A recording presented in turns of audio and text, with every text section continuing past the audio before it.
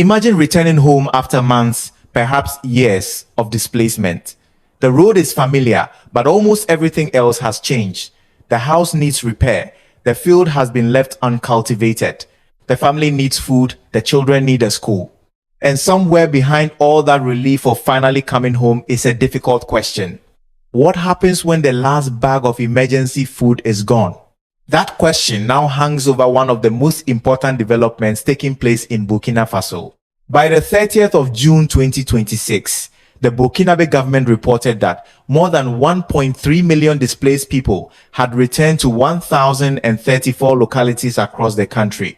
That is an extraordinary number, but bringing people home is only the beginning. The greater test is whether those families can remain there, rebuild their livelihoods, and once again become productive members of their communities. This is where Burkina Faso's strategy becomes particularly interesting. Security forces and the volunteers for the defense of the homeland are creating the security conditions that allow communities to return. Government ministries are working to restore schools, health facilities, water access, public administration, housing, and livelihoods. And returning families are being encouraged to cultivate their land, raise livestock, rebuild businesses, and produce again. President Ibrahim Traore has connected this effort to a larger vision. His government does not want returning communities to remain permanently dependent on assistance. The stated ambition is to help people recover the ability to produce, contribute, support their families, and live with dignity. That changes the meaning of resettlement. A returning farmer is not simply one fewer displaced person in a government statistic. A cultivated field can become food. A reopened school can restore a child's future. A functioning village can help bring economic and social life back to territory once emptied by violence. If you value stories that examine Africa through what is changing on the ground, follow this channel, because this story deserves a closer look. The real question is no longer simply how many Burkinabe have returned home. It is whether more than 1.3 million returning people can become part of rebuilding Burkina Faso itself. To understand the scale of this effort, consider how quickly the map of return has been changing. At the end of 2025, Burkina Faso's government reported roughly 1.16 million people resettled across 871 localities. By the 30th of June 2026, authorities reported more than 1.3 million people back in 1,034 localities. That means the number of localities recorded as receiving returning populations increased by 163 inches only 6 months. But numbers alone can hide what returning actually requires.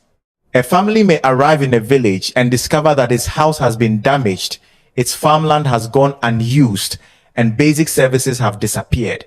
The road to the nearest market may still be difficult. Water may be scarce. A school may need to reopen before children can resume their education. So the return of a population is not a single event. It is a process. The first condition is security. Burkina Faso's defense and security forces and the volunteers for the defense of the homeland have played a central role in government efforts to regain access to areas affected by armed groups. In its assessment of 2025, the government said more than 74% of the national territory was under state control and reported that 442 villages had been liberated and resettled.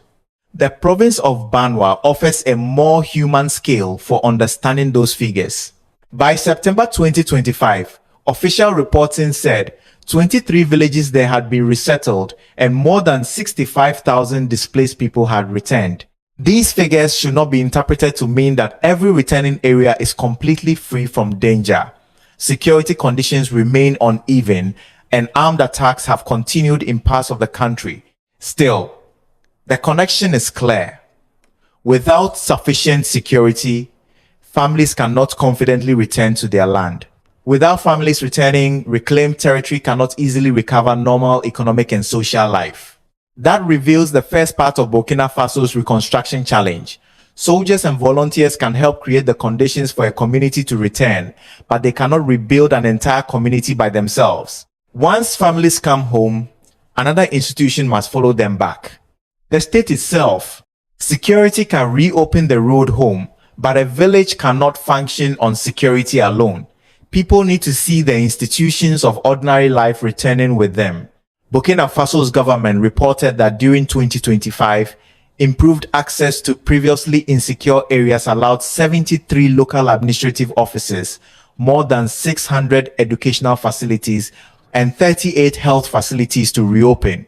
These numbers matter because returning families need more than protection. They need somewhere to register documents, seek medical care, educate their children, and resolve the everyday problems that make a community function.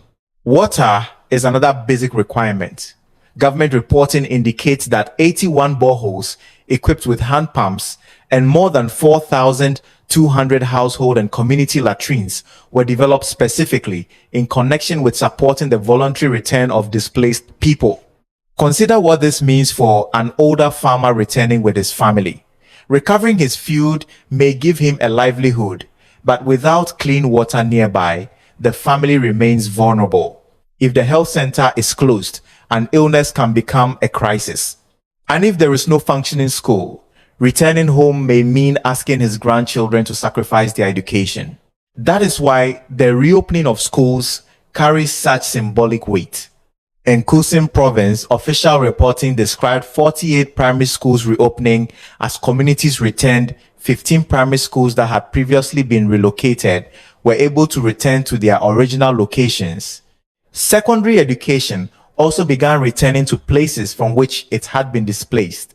Picture the significance of that change. A father or grandfather walks toward a field that had been abandoned, while a child walks toward a school that had once been forced to close or relocate. One journey restores production, the other restores a path toward the future. This is where the meaning of territorial recovery becomes broader. A community is not truly restored because a flag flies over it or because armed forces can enter it. Stability becomes more meaningful when the local administration works. Again, patients can reach health services. Children can sit in classrooms. Families can obtain water. And ordinary routines begin replacing displacement. Yet, even when these services return, many families arrive with almost nothing. Before they can rebuild their livelihoods, they first have to survive the difficult opening months of coming home. For a family returning after displacement, independence cannot begin on the first morning.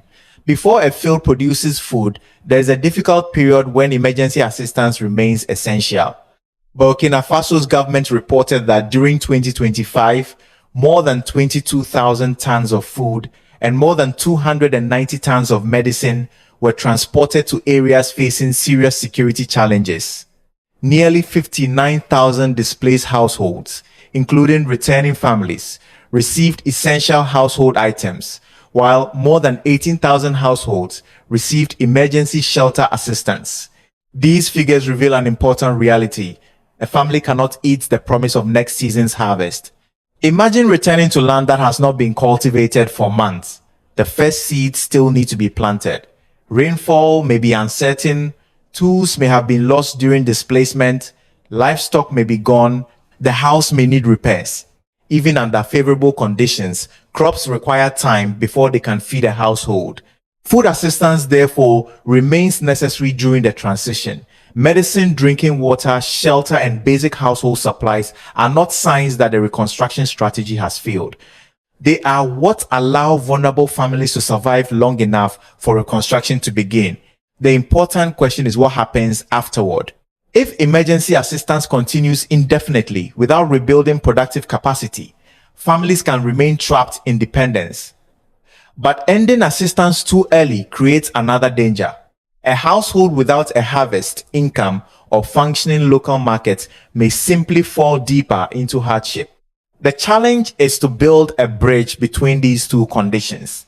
On one side is emergency survival. Families need food, water, medicine, and shelter. On the other side is economic independence. They need farmland, seeds, fertilizer, equipment, livestock, employment, and access to markets. Burkina Faso's emerging approach is attempting to connect those two sides. Assistance is meant to protect people during the vulnerable first stage, while productive support is intended to help them eventually provide for themselves. And this is where the reconstruction story begins to change. Instead of asking only how many bags of food can be delivered to returning communities, the government is increasingly asking a different question. What can be placed in the hands of a returning family so that one season from now, that family can produce its own food? That question brings us to one of the clearest examples of Burkina Faso's changing approach. In May 2026, the government launched an operation built around a simple idea. A resettled village should have access to a motorized cultivator. The program targets more than 13,000 returning households across 14 regions. The government announced the free distribution of 500 motorized cultivators, 1,950 tons of mineral fertilizer, and 260 tons of improved seeds. The investment exceeds 2 billion CFA francs, equivalent to roughly 3.5 million United States dollars. The significance is not simply the number of machines. A bag of emergency grain can feed a household for a limited period. Seeds, fertilizer, and agricultural machinery are intended to help that household create the next supply of food itself. And there were signs of this approach before 2026. In early 2025, returning communities in Bassama and Tamasogo received agricultural support that included seeds, fertilizer, water pumps, and access to tractors. More than 37 hectares were planned for corn and vegetable production. The stated objective was to help resettled people move toward greater self-sufficiency. This effort also fit into a much broader agricultural campaign under the Traore government. Burkina Faso has been investing in mechanization, irrigation, seeds, fertilizer, livestock support, and food production as part of its national drive for food sovereignty. A major agricultural package presented in 2025 included hundreds of tractors, more than 1,000 motorized cultivators, pumps, seeds, fertilizer, and other equipment. That larger package was for Burkina Faso's agricultural sector as a whole, not specifically for returning families. The distinction matters, but it shows that the 500 cultivators provided through the resettlement operation are part of a wider attempt to increase domestic productive capacity. For a returning household, this can change the meaning of assistance. The family is no longer viewed only as a recipient waiting for another delivery. It is being asked to become a producer again, to cultivate land that may have been abandoned, feed itself, earn income, and eventually contribute to the wider local economy. A machine cannot guarantee a successful harvest. Rain, water, security, maintenance, and access to markets still matter. But the principle is powerful. Emergency food helps a family survive today. Restoring the ability to produce gives that family a chance to reclaim tomorrow.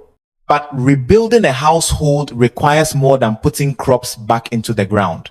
Rural families often depend on several sources of income, and a lasting return means restoring the wider economic life that displacement interrupted. Burkina Faso has therefore combined agricultural recovery with broader livelihood programs. Government reporting for 2025 indicated that nearly 14,000 people received support to establish income-generating activities. More than 25,000 women also accessed credit through a national fund supporting women's economic activities.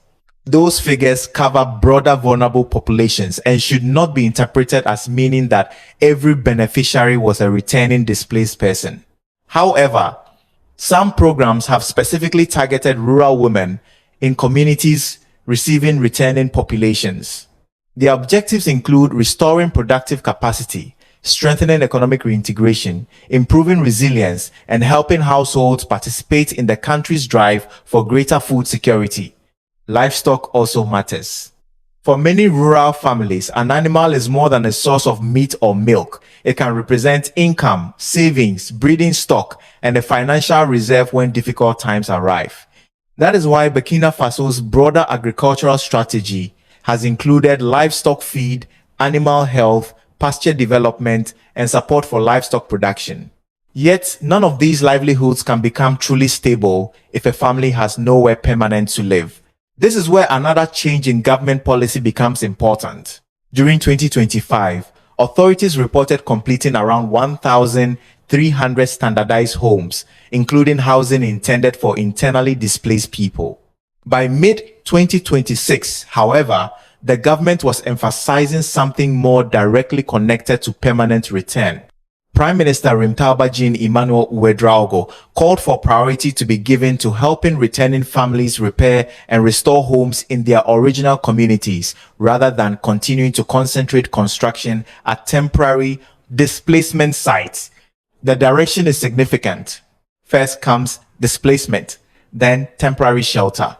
Finally, if security and basic services permit, a family returns to rebuild the home it once left behind.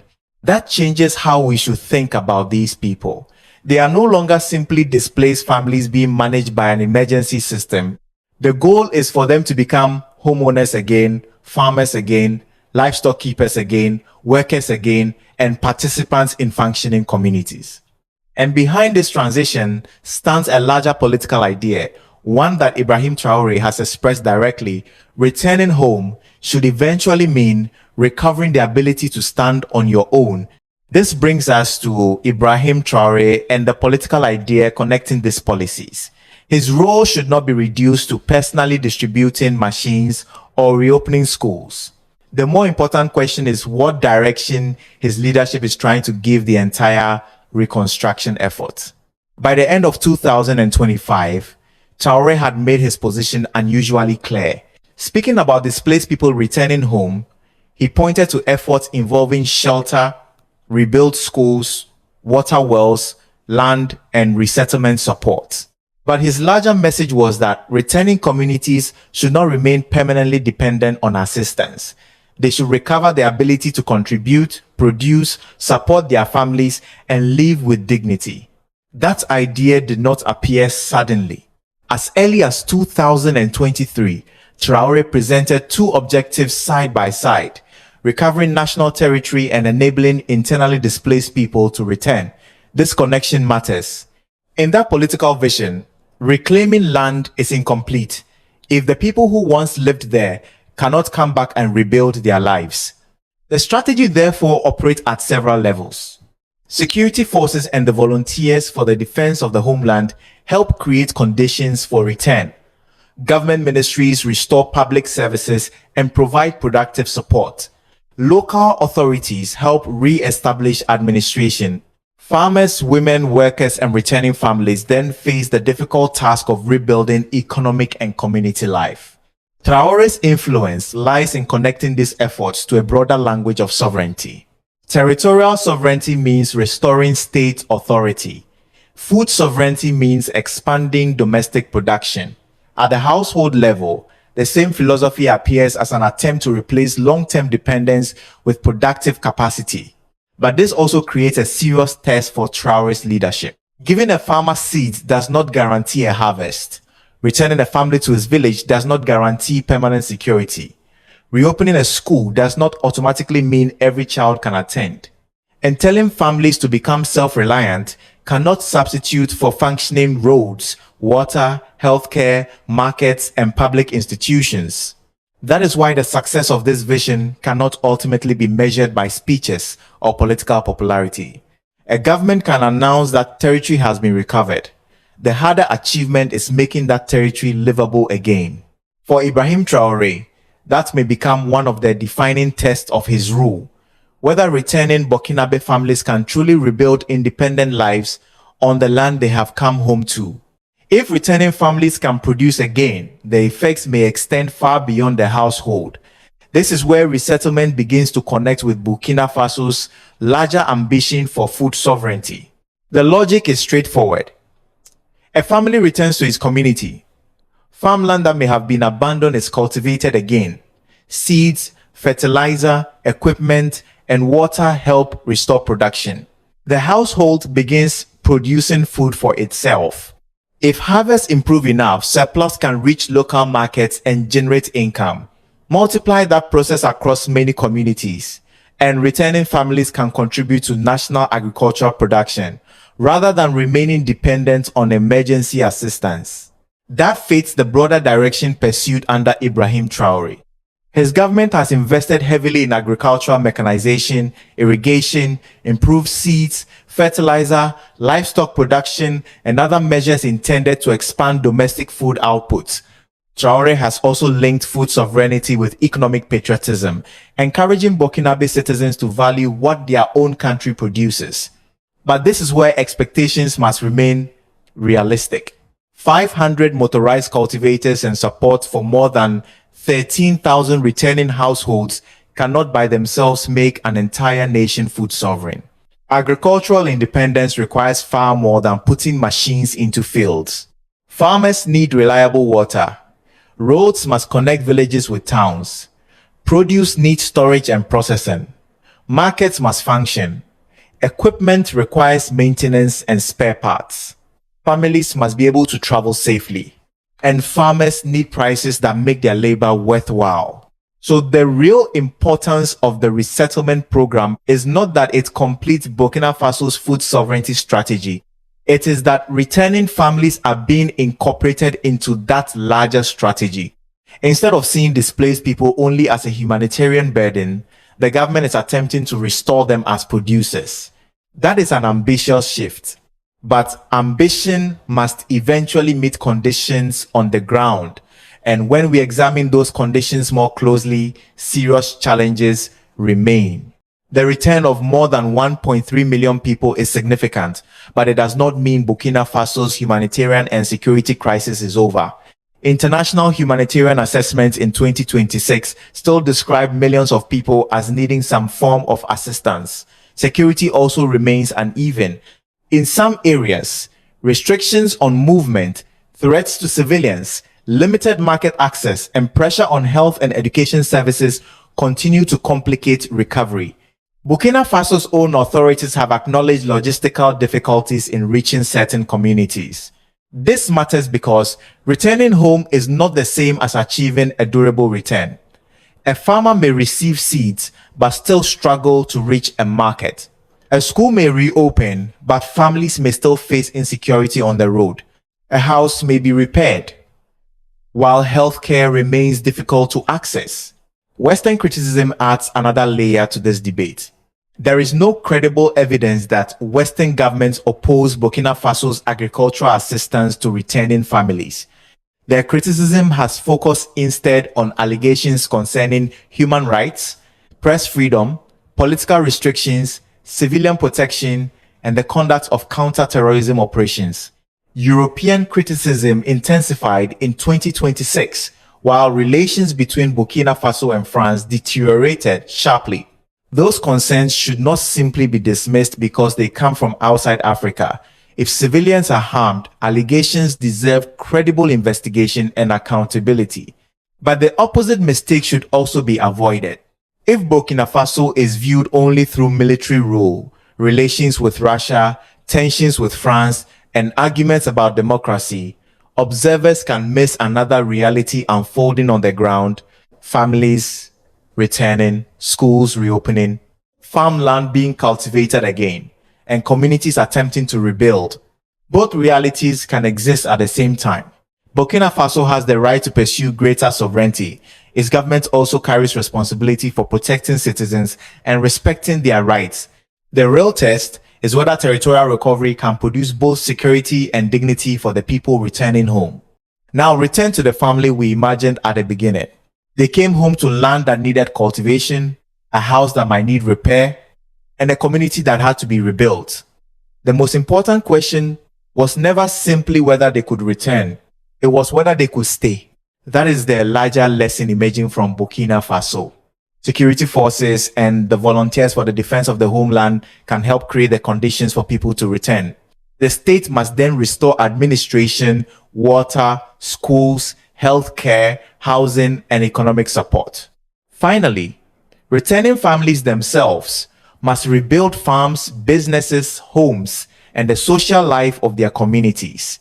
Other African countries facing displacement can study this experience without assuming they should copy Ibrahim Traore or Burkina Faso exactly.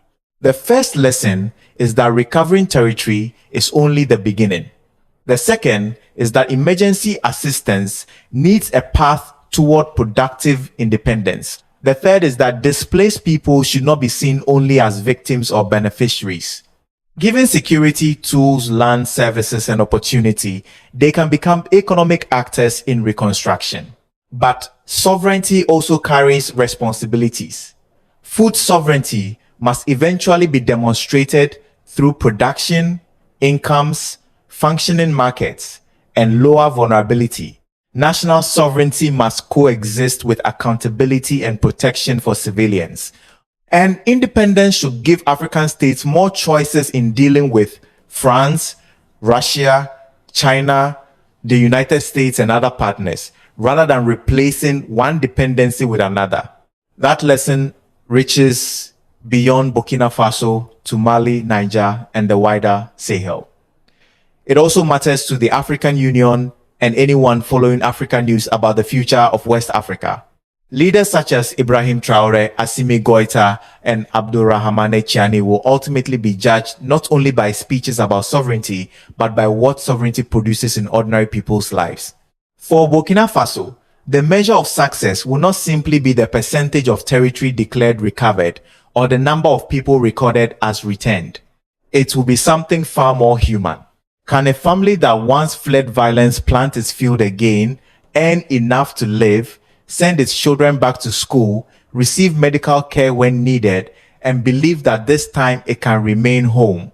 If you want to follow how this transformation develops across Burkina Faso and the wider Sahel, stay with this channel and share your perspective. Because when a family can finally answer that question with confidence, return stops being a statistic and begins to look like reconstruction. We sincerely appreciate your time and support. Every video on this channel is carefully researched, thoughtfully written, and meticulously edited by our dedicated team. We don't rely on automated production or shortcuts to create our content. Every story, every visual, and every detail is crafted with genuine care, passion, and a commitment to bringing you meaningful, high-quality videos.